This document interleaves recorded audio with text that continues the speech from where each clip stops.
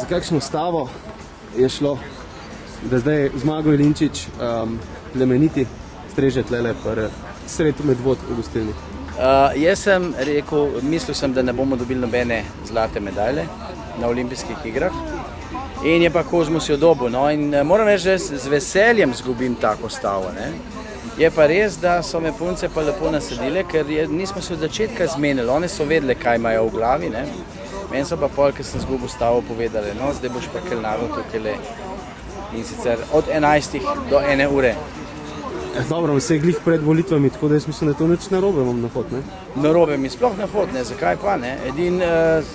Lahko nosim pijačo, jedačo in to, kar mi naročijo, ne moram pa pobirati pristojbine oziroma plačila, zato da ne bi Cvikl rekel, da gre spet za kakšne podkupnine ali kaj takega, če mi kdo dal kakšen prevelik odmerek tringelta. Kaj bo hasa pa te stvari?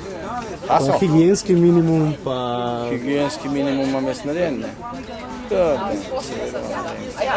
Imam celo higienski maksimum. Kakšen je pa higienski maksimum? To je pa 4 do 5 krat višji kot higienski minimum.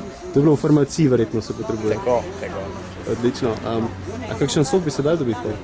Z velikim veseljem, kakšnega pa? Džus, da ne bom kompliciral. Super. Drži. Z ledom brez? Z ledom, prosim. V redu.